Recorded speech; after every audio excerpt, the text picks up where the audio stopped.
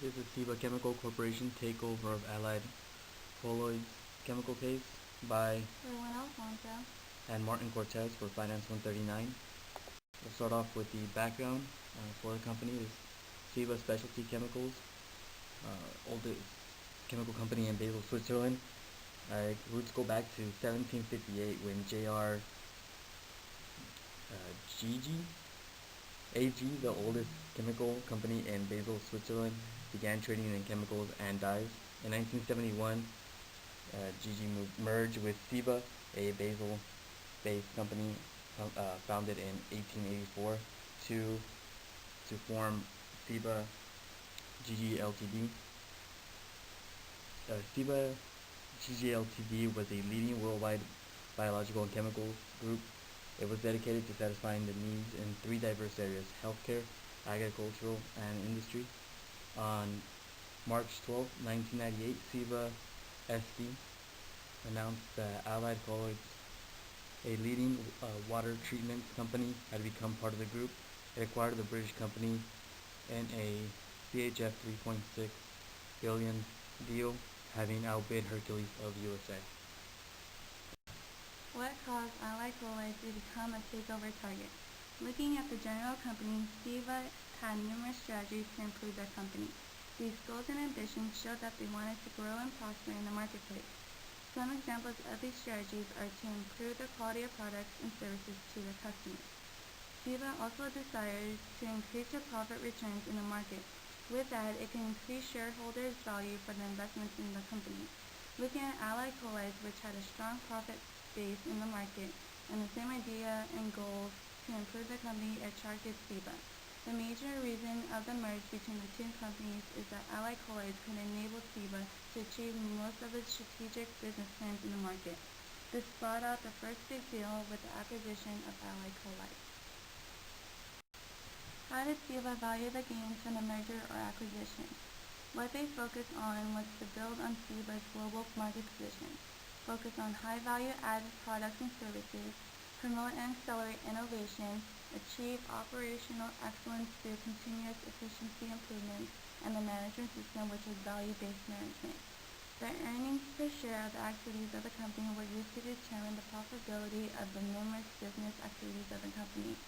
They used key value drivers that determine the performance, which is profitability, top-line growth or sales growth, expanding margins, higher velocity, or improvement of the sales to net assets ratio. And the company was able to calculate the value of the gains from the acquisition by determining the benefits that it could take from the synergistic efforts in achieving its growth objectives in a high profitability status. What effect did the acquisition have on CIBA's balance sheet and performance?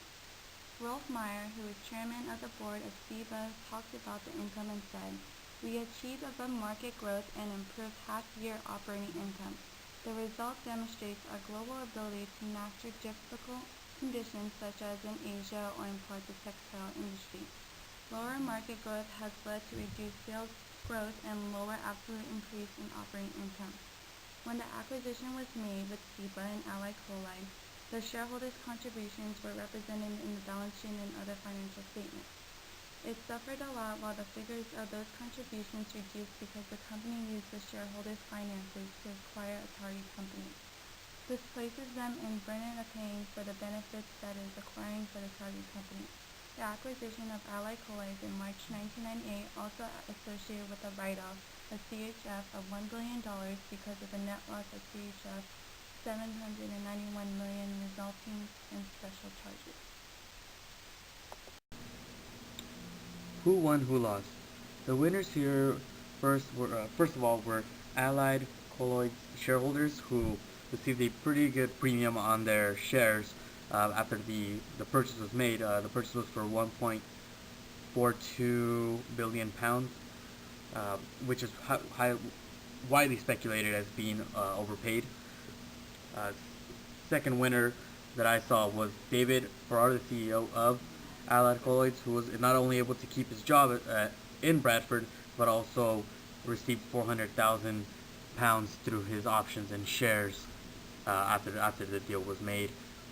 The other winner was CIBA, who of course won the bidding war, but was also able to add allied colloids as a division, getting them in a good platform into the clean water segment, which is what they wanted to do in the first place, to help them with their growth strategy and goal. The losers here were Hercules, of course, losing the bidding war. Not only that, but it also received a bad image as being like the hostile takeover and being the predator trying to take over allied colloids in a hostile takeover. And it also partially, in a way, CIBA, the costs incurred in taking over the allied colloids and the debt that it had to take on to make the purchase really hurt its balance sheets for the first couple of years, for 98 and 99, where it had to make restructuring and major cost cutting, which included over 1,000 jobs being cut in that division. Postscript. CIBA, coming out of the acquisition, suffered on its balance sheet. Strong sales, an 8% increase in 1998, however, did have a net loss of $791 million in the first half following the acquisition.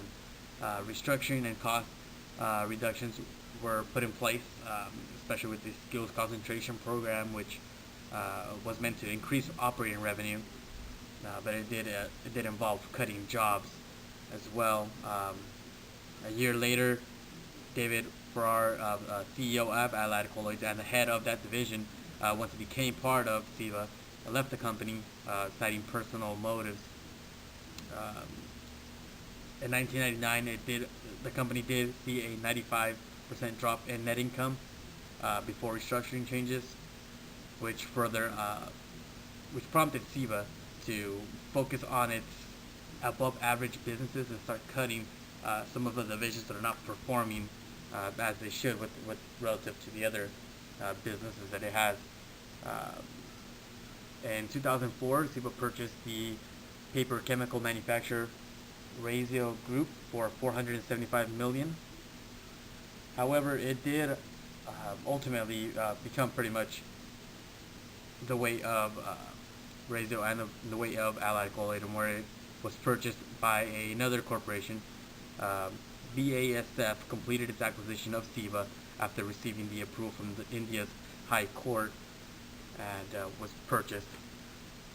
Now Hercules went on, and after losing the bidding war, it went on to purchase Betts Dearborn Corporation, which it also, just like CIBA, was highly speculated as paying way too much, being reported as 3 times more than the company's actual value. This purchase brought down the company's share price, which never really recovered after this.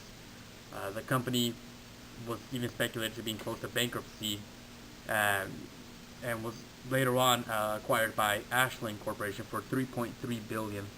As you can tell, in the end, both CIBA and Hercules were acquired by other corporations and businesses.